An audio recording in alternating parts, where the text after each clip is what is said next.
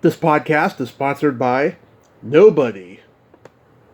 Hey dudes, this is Beatrice Bupley, Amanda Kruger in Nightmare on Elm Street 5, and you're listening to Tommy Throwback Kovac on Splat from the Past. Bless you, my naughty son. Hey dudes, welcome to Splat from the Past, the only 80s themed horror sci-fi show where things could get totally radical. Now today, I will be welcoming Wayne Byrne. Wayne is the author of a new book called Welcome to Elm Street, Inside the Film and Television Nightmares. It's a book that chronicles a little bit about the movies, but it's mostly about Freddy's nightmares. And after I had heard him in a previous interview, I was like, oh, I'm going to reach out to him because, I love Freddy. And, it's the 35th anniversary of Nightmare on Elm Street Part 3, Dream Warriors. And I'm going to have him on the show and talk about all of that stuff today. And I cannot wait. And, yeah, I've interviewed a lot of people from that movie. Everyone's probably just sick and tired of talking to me now. So I get to chronicle the movie this year with a historian of the Freddy franchise, which is great. Yeah, in this book, I haven't read it yet, but in this book, he talked to a lot of my guests, Tom McLaughlin, Bill Malone, Lisa Gottlieb, lots of great people, of course, people from the Freddy franchise. And it's going to be an interesting conversation. Wayne is Irish, and it's going to be great to talk to someone from Ireland. They are such great people, very friendly people. I love them. So yeah, here is my interview with Wayne Byrne.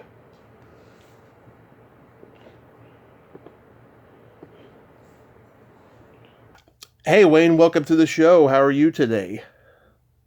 I'm doing very well, man. Thanks very much for having me on. I'm in the middle of celebrating the release of my new book, so I'm delighted to be talking to you. Oh, my pleasure. Yeah, that's great. So, going back in time, before we get into Freddy, tell us about your background. Well, I've been writing now I'm on my fifth book is coming out soon, and my sixth book. So I've been writing now professionally for about 5 or 6 years. My first book came out in 2017, I think. That was The Cinema of Tom DiCillo. Mm-hmm. And that was, Tom DiCillo is one of my favorite directors of all time. He did Living in Oblivion, Johnny Suede, Box of Moonlight. Yeah. And I followed that up with a book on Burt Reynolds, who's my favorite actor of all time. So I'm kind of going through all my favorites here. Yeah. Followed that with Nick McLean behind the camera, one of my favorite cinematographers, a great friend of mine. And then that brought me to my next book, which is Welcome to Elm Street. So that's kind of what I've been doing for the last 5 or 6 years. Prior to that, I was a film critic and music critic for a music magazine here in Ireland called Hot Press, which is a very well-known publication. Yeah. So one thing just kind of led to the other, these books. I mean, as I say, I'm kind of going through my favorite things and, topics and subjects that I feel are kind of underwritten about. And that's not to say that A Nightmare on Elm Street is underwritten about, quite the contrary. There's plenty of books and documentaries out there on Elm Street, but my approach was kind of different in that I was really looking at the themes behind the horror, if you will, or the themes that Wes Craven put in there and that informs the whole franchise. And I spoke to people who haven't been featured in these other books and documentaries. So Elm Street is just one of those things that's been with me since I've been a kid. I mean, it's one of my earliest memories of movies is renting Nightmare on Elm Street 3 and 4 from the video shop when I was about 7 or 8, and during that time as well, Freddy's Nightmares came out on TV, so Freddy was very much in the culture, when I was growing up as a kid, and, he was hard to ignore, and it was just something I always felt that I wanted to write about one way or the other, and I did write about it in magazines and newspapers down the years, but I always felt the large canvas of a book is what I'd really love to work with, and following the release of my last book, I was talking to my editor, my publisher, and I just said, I'd love to write a book on Elm Street. Originally I didn't know how to go about it because, like I say, there were so many books out there already. What would be different? And then they loved the idea of an Elm Street book, and I thought about it for a couple of weeks, and I kind of came up with the plan of action, and that's what I did for a year. So it took a year interviewing quite a few people and working on the book, and now it's out. It's out officially this week. Yeah, I want to tell you, I was so happy to hear about this book because so much has been written, like you said, about the movies that no one really writes about that has really written about the TV show. So I'm so glad that you did this. Like, did you watch the show growing up? I did. It was actually probably my first point of contact with Freddy because it used to be on here on a satellite channel called Sky One, which was brand new at the time. This was like 89, 90. And it used to be on Friday nights, and at that age, I was able to stay up a little bit later on a Friday night because my parents would be watching this very famous chat show called The Late Late Show on TV. So I just had a little bit of license to stay up later on a Friday. Yeah. Not a school night. And Freddy's Nightmares would come on around about 11 o'clock in the evening at night, just before I went to bed. So I'd kind of get a little glimpse of it. But I'd get my dad to record it on VHS for me.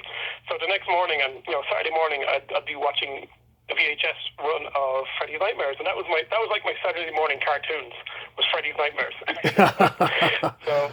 And I always found it incredibly hard then over the years as I got older to actually find copies of it. It was very hard to get. I know they did release some VHS tapes around that time, but they were long deleted, long out of print.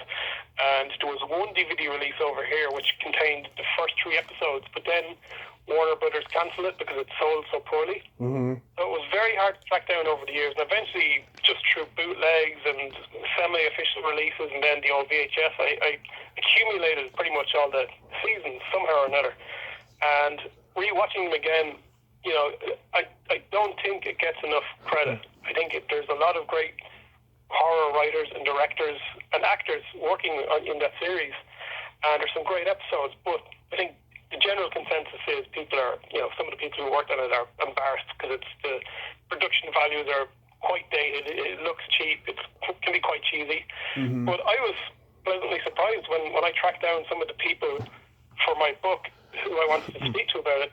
They loved it. They look back very fondly of it, and in a way it's kind of, I hope it has swung the kind of critical opinion of it, because if you look at the documentaries and other books where it's mentioned, it's mentioned very unfavourably or to laugh at. But I really wanted to dig in deep into that show, and if you look at the chapters, it's actually my biggest chapter in the book. Yeah. Probably because I think that's where it all started. And that's to me, it's probably the heart of the book. It's certainly probably the inspiration for getting the book going was thinking, wow, if I wrote a book on the Elm Street franchise, here's an opportunity to really dig into the TV show. And I think I did okay with it. Yeah, but when I was growing up, I saw the episodes on VHS. They were on my home video shelf, at the local video stores. But I saw it on like a UHF station on most nights. Yeah. And my dad, who you couldn't get him to watch a Freddy movie, but you could get him to watch that show because he's a big Twilight Zone fan, so he loved the horror anthology element.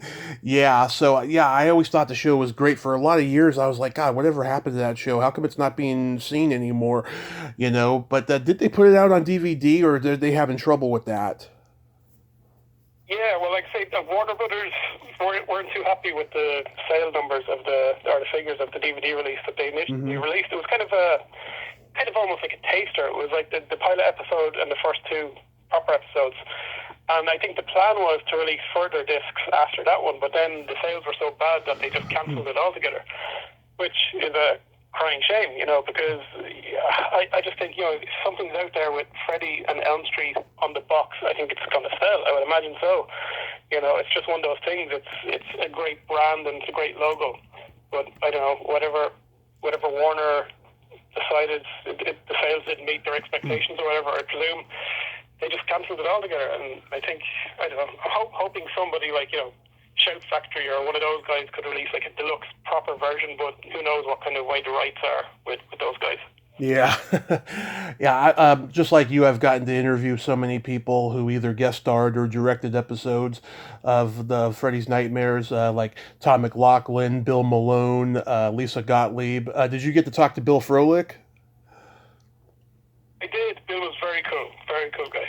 Bill is a very cool guy, yeah. That bizarre episode he did, Dust to Dust, with Wally Cleaver and Babs from Animal House. That's such bizarre casting. Yeah, by the time Bill was directing, the budgets had gone way down. Yeah. Was it easy getting interviews for the book? For the most part, it was. like I said, I was kind of going for those guys you just mentioned who don't feature very much in kind of interviews and retrospectives. Yeah. So I wasn't really going for a lot of the same actors, the main actors you see again and again in these things. I mean, obviously I went for Robert Englund, and he was fantastic. A wonderful guy to interview. Most other people came on board quite easily, yeah. I mean, some people are harder to track down than others. They're not necessarily on social media, or they're just, sometimes it takes a friend of a friend to put you in contact with someone, that kind of way.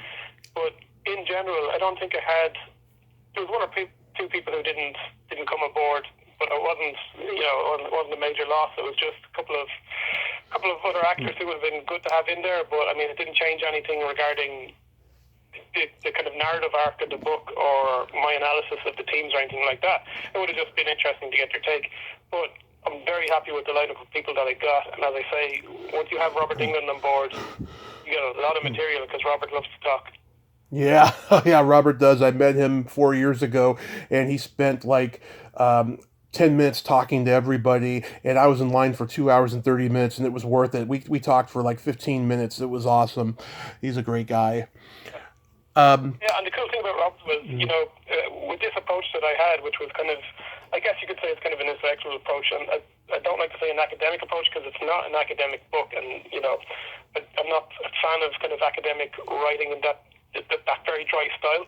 But I would say that kind of the thematic approach is probably an intellectual one in that you're talking about deep themes, and, Wes Craven was an intellectual guy, so there was a lot of stuff in there, buried maybe in the subtext or just below the surface, that when I brought it up to Robert, he met me on that level straight away. Those are the themes he loves. Those are the ideas that he loved about the script and Wes and the background of Elm Street.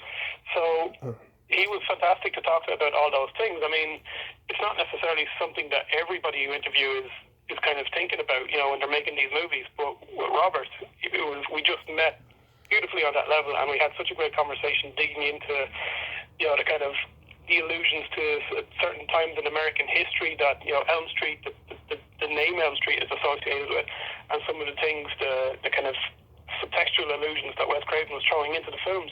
So it was very fun just, talking about all those things with Robert, and of course just shooting the breeze with him. I mean, there was a lot of time spent just talking about Ireland and his love of Dublin, and also my Burt Reynolds book, which he wanted a copy of because, that came out that was my second book, and I actually wrote about the scene in Burt's movie Hustle, where it's one of Robert's first movie roles, and he was the first guy ever to kill Burt in a movie. So Robert wanted a copy of that, so of course I had to send that out to him. So we talked about loads of things, but it was just a terrific interview in terms of my approach to the book. That's awesome. Did you get Rachel Talalay? I didn't. I think we chatted briefly. Mick Strawn actually introduced us, and it just didn't work out for whatever reason, so that's fine. I found some good quotes from her in there anyway, doing my research, so I was able to get her perspective on Freddy's Dead anyway, and that's what I would have been talking to her about, would have been Freddy's Dead. Yeah. But no, it didn't work out to get her as an interview, but, these things happen. I mean, yeah. You get if you don't get somebody, you get enough other people who worked on the film as well to kind of fill in some of the blanks, Yeah, she turned me down. Rick Lazzarini, who designed Baby Freddy, said yes, and then he changed his mind. That's like I totally get it. I've talked to so many great people from the series, though. Did you get Beatrice? I didn't. I only got in touch with Beatrice after I finished my book. It just, again, I didn't really make a list of people. I just, if they came to mind, or if I noted a certain important part in the movie. But I got to know Beatrice since then, and she's lovely. We've chatted a couple of times, just for other things, just chatting, whatever. Oh yeah. She was really cool, and I'm kind of disappointed I didn't go for her, because I think she would have been brilliant. Because just talking to her, I know she's all about Nightmare 5 and that role of Amanda Kruger. So kind of kicking myself I didn't ask Beatrice, but these things happen. She's a lovely, down-to-earth person. I just adore her. And I'm so glad that, she's come out of hiding, for the fans out there. She's doing a lot of good for them. I noticed that Mick Strawn wrote the foreword. How did that come about? Oh, Mick was great. Well, the reason I asked Mick to do the forward because I had interviewed him and I read his book. I interviewed him for his book for some promo because I worked for some magazines. Mm-hmm. So I gave him a bit of support there. And I just thought, God, Mick is such a great raconteur. He's like Robert in that sense. He just loves to tell great stories, and he's a terrific sense of humour also. And I just thought, wouldn't Mick be great for the forward? No, the tone of the book from where I start, after the forward, is probably quite different to Mick's forward, because Mick is, he's very humorous, darkly humorous sometimes, and very, very sarcastic sometimes, and he's a terrific sense of humour. But then it kind of, puts into my analysis, which goes kind of very, very serious probably so soon. But it's a great contrast.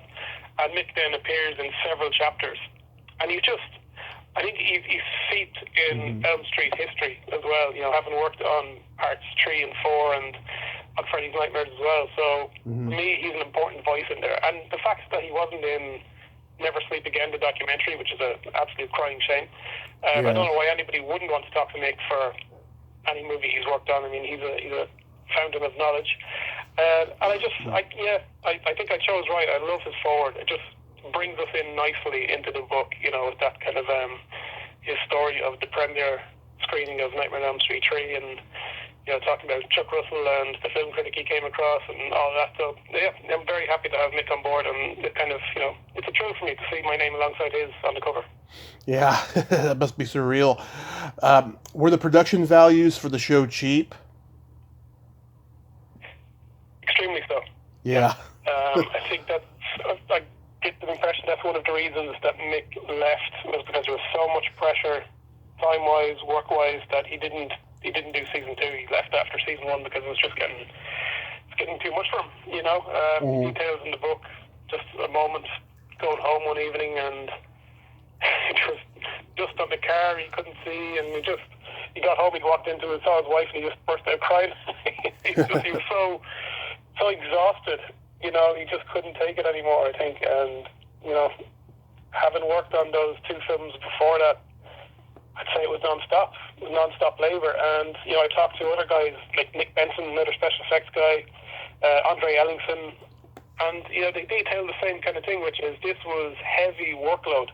It was non-stop hours, non-stop labour, but they were young, they were eager, they were ready to go, and just wanted to make the best possible product, the best possible horror movie, best possible Elm Street movie. But I think Mick was slightly older. As he said, in part 4, he was the old man of the bunch, and he was only in his early 30s. So that tells you how young everybody else was.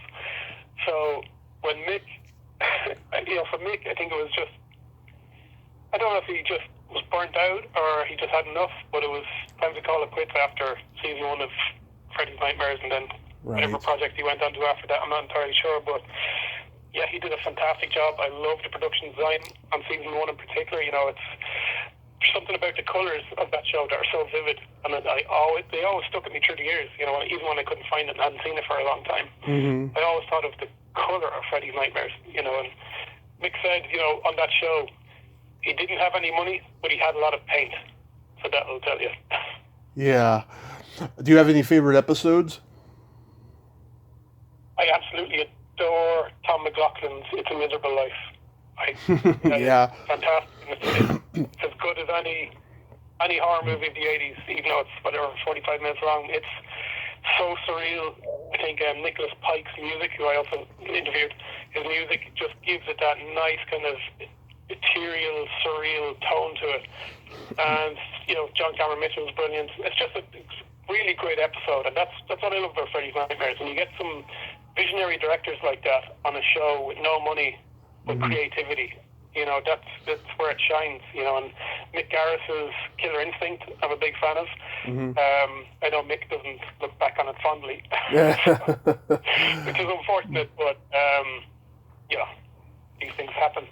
And then there's a Saturday night, what's the name of it? The one that Lisa Gottlieb did, and my friend Bobby Lesser is in. Oh, yeah. Saturday Night Special, which is a fantastic episode. And again, because Lisa was able to bring those themes about, kind of the beauty myth and cosmetic surgery and all that. And then you have Bobby Lesser, who's just brilliant as this smarmy businessman kind of guy. Bobby's brilliant in anything he does, and he's just a great guy to talk to. So, I do have my favorites, but I do love the whole show. Love Bobby too. Yeah, he's great in everything. Yeah, I love The Bride Wore Red. In fact, Diane Franklin, when she was my first interview, back then I was recording interviews on a dictation recorder, which isn't a very smart idea. I was so nervous. No. Yeah, I was so nervous that our talk about that episode went unrecorded because I didn't realize I had to switch the tape over. So 3 minutes of that conversation. Yeah, 3 minutes of that conversation went unrecorded. But one of the times that she's come back, we've talked about it again. So it worked out well that way. But also the Katie Barberi and Craig Hurley episode, Rebel Without a Car. You know, they're a couple in real life now, and they met on that set many years ago. I love those two. But yeah, the Tom McLaughlin one is brilliant. It's a Miserable Life. Yeah, and I love the one. The name of the escaping me, but the one with the mime. Mm-hmm. I can't think of it. But it's the one where the mime is just terrorizing this guy, the radio station guy. And oh god, I can't think of the name. But I think the actor in it is. Oh, my brain is shut. I can't think of it, but it'll come to me at some stage. But I think that's a really, really great episode. The imagery is just stuck in my head. You know, that show, there was something about the cinematography and the lighting and the color schemes that just burned into my brain, you know. Yeah. But so many great episodes, I can't even think of them. But the one that comes immediately to mind is probably my favorite is It's a Miserable Life. Mm-hmm. So let's get into the movies a little bit. What's your favorite movie of the series? It changes between, I think, 1 and 3, but today I'm going to say 3. Yeah. I think there's several reasons for that. Mm-hmm.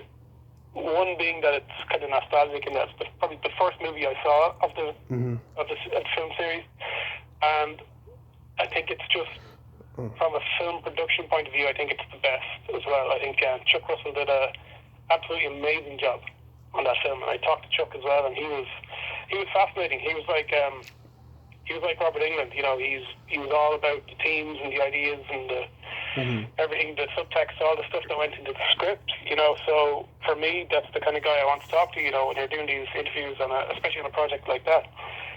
So he was fascinating. My good friend Roy Wagner, the cinematographer, who I love Roy. He's so good. He's such a great cinematographer, and on that, he was just I love his photography on that film. So for many reasons, I love part 3. But I think it's a tie for part 1 and 3. But it depends on my mood and on the day. Yeah. But today I'm saying 3. Yeah, 3 will always be my favorite. It was the first one I ever saw when I was 3 years old. My brother rented Crocodile Dundee and Nightmare on Elm Street 3.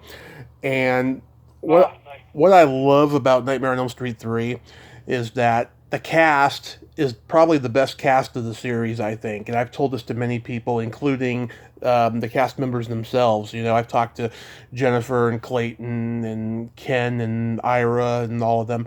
And they're so in sync with each other. And the kills are so electrifying, no pun intended, that it's a great movie. And every time I hear those Dawkins songs, it gives me chills and takes me back to being 4 years old. I was actually 4, not 3, and it just takes me back to that time. And it's a special movie to me. Yeah, I think I hear that from a lot of fans, that it's just something about it resonates with. And then, with me and you, there's that nostalgic element of we discovered it so young, and there's so many elements which stick out, in our young brain. As you say, it's the Dokken music, which just gives me chills now just thinking about it, thinking about back then, being young and discovering it. And I think also, as you say, the kills, the set pieces are unbelievable. I think the best kill of the entire franchise is in that movie, which is the marionette sequence, the tree. Which is just, oh my God, I remember seeing that. I don't scare easily, even as a kid, because I was brought up on movies and horror movies. Yeah. That scene always shocked me. When I see it now, I think, oh my God, how was I watching this when I was 5 or 6, you know. It fucked me up. I remember just seeing it for the first time at 4, and just I was like, I can't believe what I'm seeing. I really can't, you know. Yeah, yeah, and it's a tremendous movie, a standout movie. And I mean, if you look at the pedigree of Frank Darabont, Chuck Russell, Wes Craven, Bruce Wagner, Roy Wagner, you know, Angelo Badalamenti doing the score, just incredible people making that movie. And it's amazing because when I was talking to people about that, about the making of it, and people kind of looked at it as, you know, oh, we were working on a low-budget movie at the time. But again, maybe because we saw it when we were young, I never looked at Part 3 as a low-budget independent movie, even though, yes, it was, because it was New Line Cinema before they really became a major, and it was a relatively low budget. I know, 3 or 4 million is not low budget, really, but back then, that's the way it was treated. It was, you know, they were up against the time limit, a lot of pressure, there wasn't a whole lot of money. I know there was some conflict on the set, you know, which I detail in the book, between kind of the union guys, you know, the older Hollywood union guys. Oh, yeah. Because they were working alongside these young non-union guys, non-DGA, or whatever it was. So there was a bit of clash there, you know, but my God, the end result is so fucking good. Yeah. What are your favorite kills in the movies? Wow, that's a good one. You know, I loved the kills in Part 6 in Freddy's Dead because there was something both cruel and absurdly humorous about them. Yeah. Because I think in that movie, he went after kids who genuinely had problems, for the most part. I mean, whatever about Spencer. Spencer's kind of the rich kid who has daddy issues. You know, he's not the one who's being abused by his parents or, you know, whatever, or living in poverty as the other kids are. So, you know, I think it's what Freddy, the way he used kind of their horrendous situations against them was so powerful. Because, you know, you see Carlos being killed in the, you know, that kind of rundown tenement building that he lives in, and his mother, this overbearing matriarch, and she shoves that Q-tip into him, the whole one side to the other. And then the scene with Tracy, which is so harrowing because it's obviously detailing some kind of abuse, you know, from her father. And but the way Freddy manipulates it, it's a horrible scene, but it works as a great Nightmare on Elm Street kill as well. You know, the way she turns around, beats the father with the frying pan or whatever it is. So I think that particular film, and also the way Spencer's killed, is so hilarious. The way it's put into the 16-bit video game. Oh, yeah. With the some Nintendo, and he's thrown into the kind of the pit of angry dads, which is, you know, be like me, which is just fucking brilliant, you know. So I've seen guys. Yeah, I've seen guys on YouTube go to Robert's table with like the Power Glove replica, and I'm like, that is so awesome. I wish I had one of those. Oh, could you imagine? Brilliant. Yeah, no, that movie had some great stuff. I think it's actually a very underrated film in the it's one of my favorites, you know. Yeah. Right there, it's one of my favorites. Yeah. Even though it gets a bad rap or whatever, but yeah, I think I was the right age when I saw Freddy's Nightmares just after it came out on VHS, because there's little references to other things I was watching at that time. So there's references to Roseanne, there's references to Twin Peaks, The Simpsons, and things like that. You had Alice Cooper in there. Yep. The Goo Goo Dolls before they kind of went mainstream. Yeah. You know, the great soundtrack in there with the Junk Monkeys and Goo Goo Dolls. So yeah, that was a movie for me. Yeah, I mean, I love Taryn's death. I have an 8x10 of Taryn and Freddy that I when I first met Jennifer, I got that from her. I love Debbie the cockroach. I love Toy getting her face sucked, and Carlos. Yeah, I like the really morbid deaths. You know, the really morbid ones. I mean, what's his name who got turned into a comic book and shredded? That was weak in my opinion. I like just the really, really original morbid deaths. You know?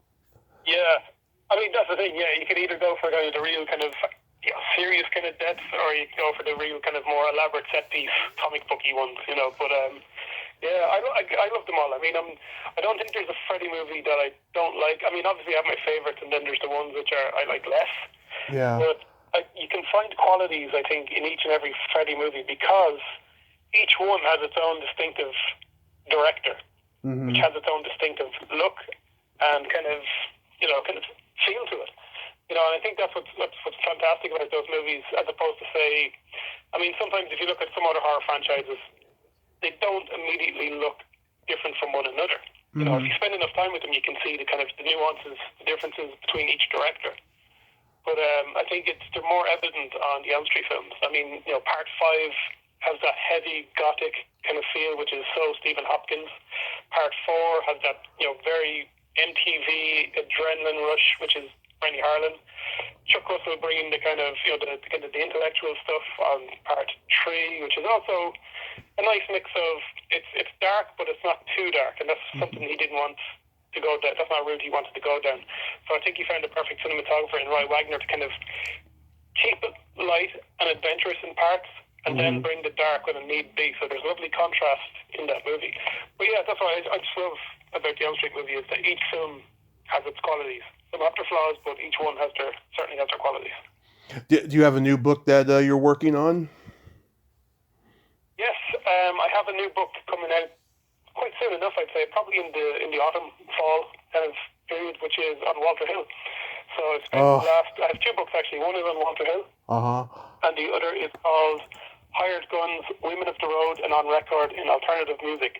And I'm co-writing that with one of my best friends, Amanda Kramer, who is also she's her own kind of famous musician in her own sense. You know, she plays with Psychedelic Furs, she's played with 10,000 Maniacs, Information Society, World Party. So like, she is of the world that we're writing about, you know, so she's great to co-write this with, because she's able to kind of bring that kind of musical language and vocabulary that I wouldn't necessarily have, you know. So we work together well. We're a great team, and we have some other books in development, some of which are kind of like a hybrid of film and music books. So again, we're kind of utilizing her musical knowledge and language and my film language and kind of sense of film history. So yeah, I'm excited. But the first one that will be out of the two is the Walter Hill book. I am the biggest Walter Hill fan. He's probably one of my top 3 favorite filmmakers of all time.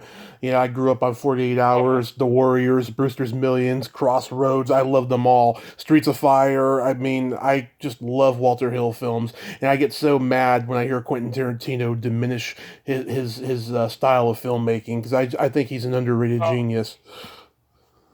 He is one of the best. I think he's one of the young. Again, it's one of the reasons I wanted to write this book. Well, at the time of writing, when I pitched my idea to the publisher, there were no books on Walter Hill. There was, I think, one printed years back in Italy, maybe, or something like that. But I was like, where's all the books on Walter Hill? I mean, you hear all these directors saying how they're influenced by him, and then you see movies quoted as being some of the best movies in whatever genre. I mean, where's the books? Where's the analysis? Where's the kind of celebration of Walter Hill? Now it turns out at the same time my book is coming out, there's another book on Walter Hill coming out. Now, from what I know, mine is quite different in that I spoke to Walter. You know, he's heavily on board with the book. I spoke to a lot of the people he's worked with down the years, his cinematographers, his actors, his editors, his various crew people. So I think just from what I've read about this other book that's coming out, I think that's more of a kind of a personal analysis from whoever the writer is. I could be wrong. I'll have to wait and read it, but they seem to be different in their approach. You know, mine is kind of charting Walter's career and kind of looking at each film, a bit of making of, a bit of analysis, kind of like the Nightmare on Elm Street book. So, but I'm delighted that I was able to get Walter on board with the book, because, as you probably know, Walter doesn't do a whole lot of interviews. He's not one for really talking about himself or his movies. As he says himself, he never looks at, once his movie is released, he never looks at it again. So, he's that kind of guy. He doesn't really look back too often. But he is a wonderful person to talk to on, just about film in general. I feel he's a great film historian, and we both share a passion for the golden age. Movies going back to the 30s and 40s, and directors like Raoul Walsh and John Ford and people like that, William Wellman, all those guys, Howard Hawks. So just even if you're not talking about Walter's movies with him, just to talk about cinema is such a thrill, and I had a great time with Walter. And yeah, I'm really excited for that book. It's kind of non-stop. I had my book launch for Welcome to Elm Street on Friday, and immediately in the last couple of days ever since that, I've been juggling both Hired Guns and Walter Hill, so it's kind of non-stop. So I'm sure I'll be launching the Walter Hill book very soon, and then we'll be straight into Hired Guns after that. So yeah, I'm super busy, super happy. That is awesome, Wayne. I'm really happy for you. So, welcome to Elm Street. Inside the Film and Television Nightmares is available on Amazon. And do you have a website? I don't have a website. You can find me on Twitter. It's at the Chillo Book on Twitter, and I'm there on Instagram. Wayne Byrne Author is my Instagram, and I'm on Facebook, so you can find me there. But unfortunately, I don't have my own website just yet. But yeah, you can get the book anywhere. It's available through all major and independent bookstores, and you can get it through, or you can get it directly from my publisher, McFarlandBooks.com. The reviews and the response, the response from fans and from people who've worked on the Elm Street movies has been just amazing. The reviews have been fabulous, so I'm just blown away by the response. And it was number one on Amazon on some of the charts, on the horror movies and cinema charts maybe or something like that. But I'm just been blown away by the response. I haven't had a book open to this level of interest. I'm still taking it all in. That is so awesome. Well, Wayne, I want to thank you so much for coming on today, and I hope the book continues doing well, and that the Walter Hill book is going to knock one out of the park as well. You have yourself a great day, and please stay safe. Thank you so much, Tommy, for having me. It's been a delight talking to you and being on the show. My pleasure. Thanks, man. Okay, bye-bye. Well, there you have it. Wayne Byrne. Ain't he a cool dude? Wow, he's passionate about film, just like I am, but that's so fucking awesome that, he wrote a book about the Elm Street franchise, and it's frickin' doing really well already. And he's got a book about Walter Hill coming out, too. That's so fucking cool. I'm really happy for the guy. Well, until next time, this is Tommy Throwback Kovac saying, there's no shame in living in the past, because the present sucks. Later, dudes.